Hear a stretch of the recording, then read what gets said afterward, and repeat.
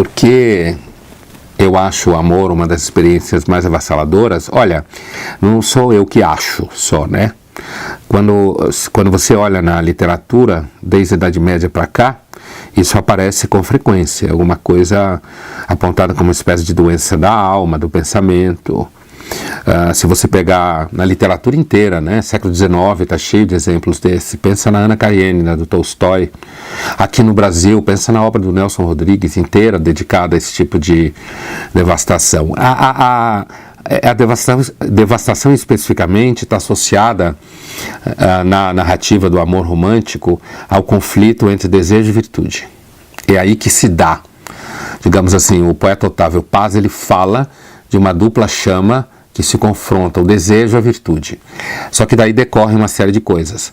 Decorre, por exemplo, de um lado, o desejo ele é produtivo, porque ele faz você se sentir mais vivo, ele faz redefinir a sua vida, ele faz você ver coisas que você não via antes, ele faz com que você se sinta mais capaz de uma série de coisas, e aí justamente reside o conflito, porque esse tipo de experiência, tal como é narrada na literatura desde a Idade Média, ela se caracteriza por acontecer de forma inesperada, né? Assim, já o caráter contingente, no sentido de que você não entende o porquê acontece, não se trata, a literatura de amor romântico não é uma literatura que fala de sedução, né? Sedução no sentido estratégico.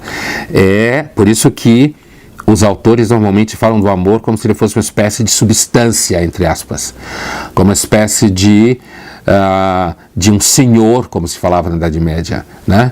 Apesar que nas narrativas da Idade Média a principal é sempre a senhora, a dama, como eles falam.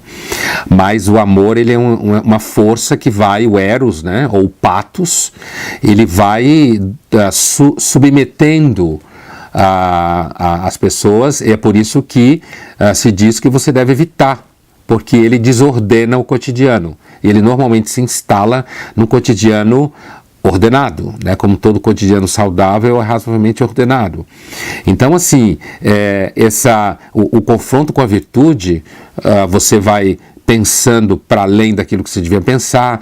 Ele tende a, quando os medievais falam que o amor é um senhor exigente e faz com que todos que estão sob sua ação o sirva, né?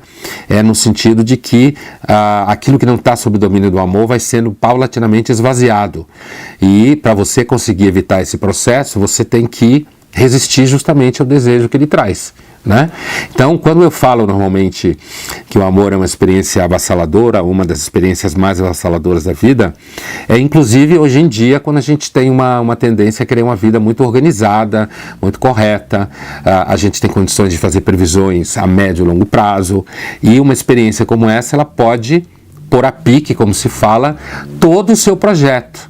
E isso você vê, por exemplo, porque normalmente as pessoas idealizam muito o amor, mas quando ele acontece, muita gente vai dizer que ele não existe, vai dizer que ele é projeção, vai dizer que, dependendo da situação, na realidade o que está em jogo é dinheiro, né? Não é, na verdade, sentimento. É muito comum, se você pega uma menina que não tem dinheiro, mais jovem e pobre, vão dizer que ela está, na verdade, atrás de dinheiro, porque ela não tem nada na vida, né?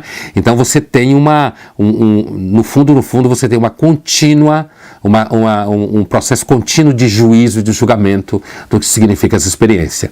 E como todo mundo sabe, quer dizer, você fica doente, né? Você não consegue pensar direito, você não consegue trabalhar direito. Então, por isso que, quando eu falo que o amor é uma experiência avassaladora, não sou eu que estou falando. Quer dizer, isso é, na realidade, um testemunho ancestral.